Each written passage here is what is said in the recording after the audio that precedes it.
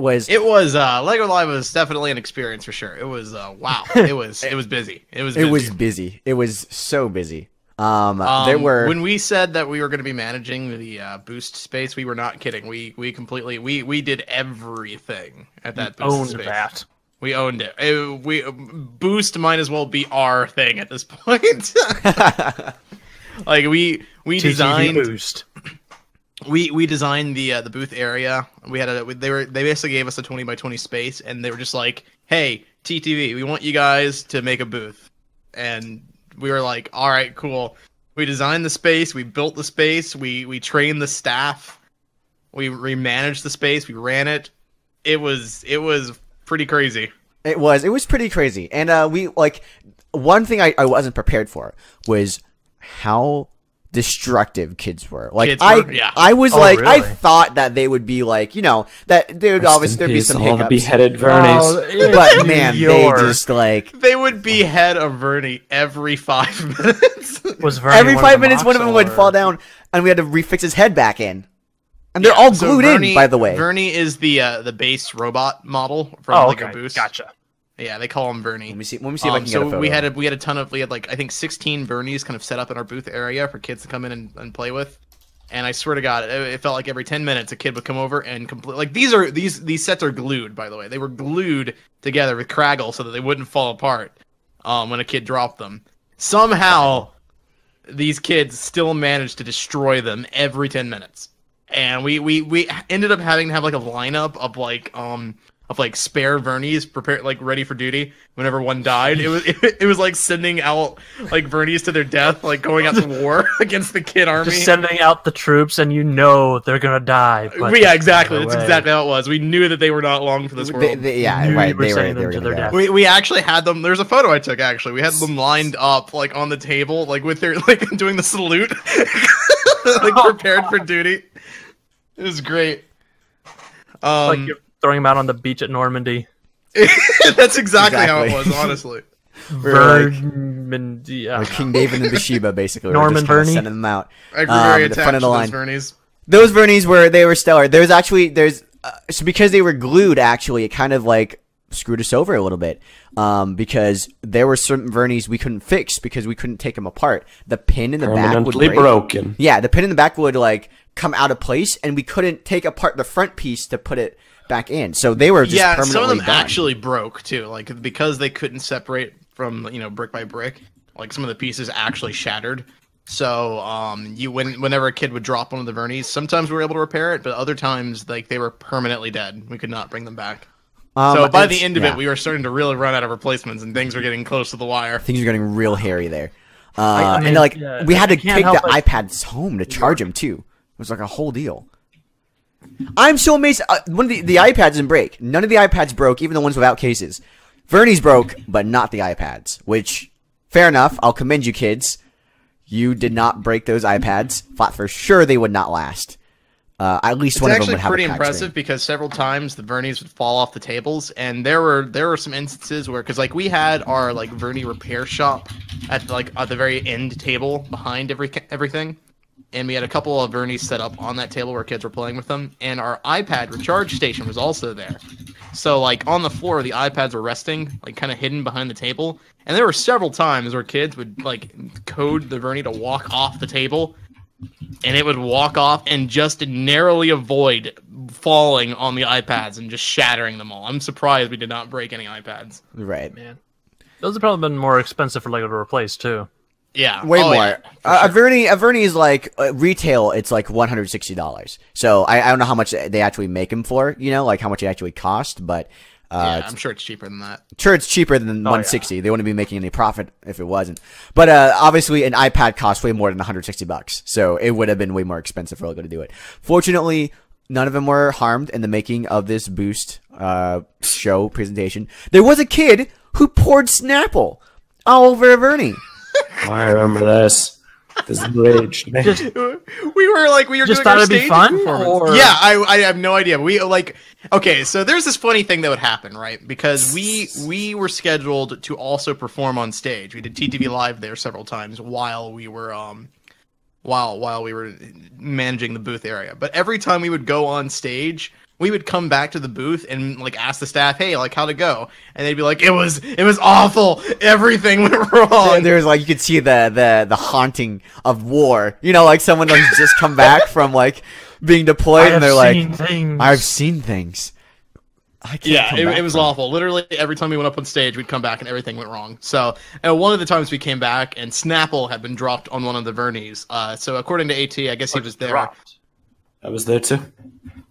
The Snapple was like a mom had left the Snapple on the table, and one of the kids had programmed the Vernie, and it like ran into it. I guess. Oh, it was infuriating. It was so it spilled all over the set and all over the table and everything, and we had to clean that up. It was a nightmare. There was also a kid that tried to pour Coke onto a TV screen. Onto the TV screen. So okay, we'll talk about our last one. So we had to figure some stuff out with our stage show. We did several stage shows while we were there. 5 of them live. We had 5. 5.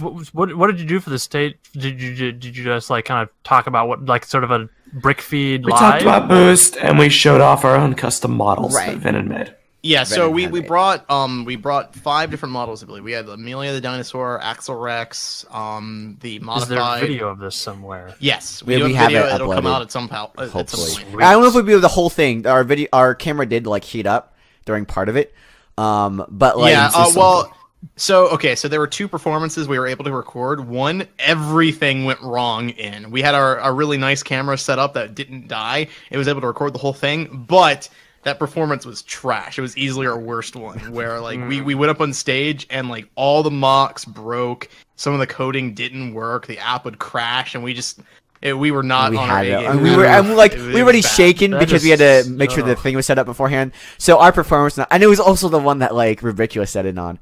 Because we both sat in for and they're like, "Hey, we're gonna catch you on the show." Way, great guys. Listen, I'm gonna. Oh my god. We talked about them on BrickFeed a while ago, and you should definitely go back and check them out. Let me see if I can find. There's a photo of massive upsurgence. Ridiculous is Lego's own official personality-driven content. So if you guys check out the Lego channel, you'll find Ridiculous there. They were also there at Lego Live. We had the pleasure of like presenting or with them, or not with them, but like they performed before us, so we were able to like kind of communicate with them and like chat, and they were really cool. So we sat in on their performance that day. Yeah, and I gotta say, I was really happy with how we were performing up until I watched Ridiculous, and I was like, oh my god. They're so good. They killed it on their thing too. They killed it, dude. Their stage performance was so good. They had the 2 kids coming out to compete against each other and everything. And they played a video. That was one of their latest episodes. I guess they took a break for a bit and they played this video. Meso, tell us about what you think. Not only are they just like incredibly nice people, but that video, the Winter Sports, everyone needs to see it. Dude, that video was freaking funny. That was good. The video was like. Not only were the jokes funny, but like whoever edits has really good visual comedy, like in the editing. It was just A+. It was great. But so we had like established this thing where like they were gonna watch our performance if we watched theirs. So we saw theirs. It wasn't like a listen. I'll only do it. Like we want to be friendly and like we're helping. Just for. Anyway, we watched their performance, and ours is scheduled after it. We were going to end the night. Like our performance was the final one for the night. We saw theirs. Theirs is crazy good, like so good, really entertaining, really professional. Kids loved it, and we went back to our booth and we were like, "Oh no!" With us. The bar. No. How are we gonna follow that? The bar. Yeah, like do we? I can't believe we have to follow that. Lo and behold, when we go up on stage, it's our worst one. It's terrible. Like, I felt awful. It was like there's a whole thing with basically the whole spiel about how we're gonna show them Vernie, and the thing. Okay, Meso's so, he's the one talking. I realize about halfway through this thing that there's no Vernie. And I'm trying to I'm covering we forgot Vernie at the booth. You don't have him at this thing. We're on stage and Meso's like, all right guys, we're going to show you guys Vernie here. He's the thing that really represents Boost. And like, I look over behind the thing. I know there's no Vernie. I know John knows there's no Vernie. I'm covering my mic and I'm whispering to him. Vin goes behind the table and starts searching for it, and he's just like, "There's no Vernie here." And Meso is still talking. He's still being like, "And we're so excited." I was like, we don't have him. Just cut it out. We're just like, stop. He finishes the spiel, and Bart has to audibly go on the thing. There's no. I have to say, there's no Vernie. And then Meso's like, oh. And we're like, and that throws us off our game for the entire presentation. We're just kind of like, you know who sucks? Someone to run and grab one, or no, because our booth was actually quite a walk away from the stage. The stage is at the very far end corner. So it would have taken them like a few minutes. We would have had a stall for that whole time. It would have been an hour. And it's okay, guys. We didn't need Vernie. We had Axel Rex, and he never... Yeah, so we had to move on to Axel Rex, which if you don't know who Axel Rex is, we have a video of it on our channel. It's a mock that Vin made with Boost. It's a little T-Rex thing. Right. And we pull up Axel Rex. We're like, all right, well, we'll move on to this one because we don't have the Vernie mock, or the Vernie model. And Axel Rex falls apart. Vin sets up the coding. He activates it. And the mock literally just the head snaps off. It snaps off, and it's kind of like, okay, all right, fine. We're gonna have to. This is how this is gonna go. And so, for the rest, and we got better at this because this was our first time where things started to go wrong, and we were like, it would just knocked us off our groove. It's not like we were like visibly shaken, but like it knocked us off our groove. I felt, at least, and like I felt visibly shaken. If I wasn't visibly shaken, I'm sure from outward looking in, it wasn't that bad. But that's what That's inside, you're just like, ah. Part of the problem is that this was also the one that we knew everyone was there for. This is Saturday night. It was a pretty big audience. Rubriculus was in the crowd. Beyond the Brick was also there in the crowd. We were also there. They tweeted us. Somebody can find that tweet. One, man. It was so bad. It was like we came out of that being like, that was probably what was fun. But one of the guys who ran the thing, Dan, he's a presenter, great guy. We actually have I don't know if this video will go out anytime soon, but there's a video of us building the bridge at the end, and you can definitely, he carries that show with the bridge. Like, he knows kids and he knows how to talk to them. But he came out after. He's like, I think that was your greatest one yet, because you really because that was the one that we really engaged. Like, we brought all the kids up and we had them like play with the set and everything. Yeah, we started bringing kids, like our first performances. It was kind of just us demonstrating the mocks, but for that one, we actually did decide to bring kids up from the crowd and come and play with them. So that it was definitely more engaging. But everything stopped working. Nothing worked properly. We even brought up, I believe that was the same one where we brought up Amelia the Dinosaur 2, which is a Brontosaurus mock. It's supposed to walk on its own. Right. Oh, and it doesn't. Because we asked one of the employees there to carry that one to the stage, I guess they held it incorrectly or something, because one of the gears got lodged.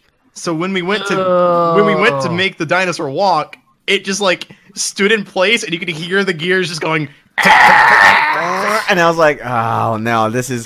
And so it's just one thing after another, because it's Vernie and then Axel Rex and Amelia, and then the ice tank, and then the Batmobile. Oh, God. And then wasn't that the one where the ice tank broke? No. Yes, it was! Oh, no, you're right. It was the one where the ice tank broke. Dude, okay. One of the guys who works on the stage came over to try to move some things, hit the ice tank, it collapses, falls off the table, shatters. Completely broken. Oh man, I forgot about that. Literally every single mock we brought up on stage stopped working or was destroyed by the end of the thing. So we felt really off after that, and that one was like obviously our worst one. And we were like, oh no. Yeah, but it was so bad, man. We did our Sunday morning one. I felt, even though it had the least amount of audience attending, I felt was the Sunday morning one, because I think that was the best one for sure. That one was our best one. And we definitely had a lot of fun with that. We had a great thing. It was the one where everything that we intended to worked. We brought all up, they all worked. Nothing went wrong. We were all on our A game when it came to performing and being awesome, and we also brought the kids up and everything. They loved it. It was just, that one sucked because there wasn't a lot of people in the audience for that one. Right. The Saturday night, we actually did get footage of that one, the Saturday night shoot. and that one actually. Okay, listen. That one is quote unquote, sorry, I'm talking about the Sunday night one. The Sunday night one, okay, yeah. So everything we things recorded do go wrong Saturday night and we recorded Sunday night. Saturday night was the one where everything went wrong. It was awful. Sunday night was the final performance, and whatever, we were just better prepared so that when stuff happened that didn't work, it was really funny and we're able to play it off. Yeah, really well. I think so. Sunday night ended up Sunday night actually is. Funnily enough, we thought that Sunday was going to be the least busy day of LEGO Live. Ended up being the most busy day. They completely oversold that convention, I think. They sold out on tickets. It was the only day for the entire convention that was sold out entirely. So they filled it up, and the convention was just awful. Like, there were so many people just everywhere. Our line for our booth, solid mass, huh? Yeah, our line for our booth stretched out, like it blocked the it blocked other building at one point. Right.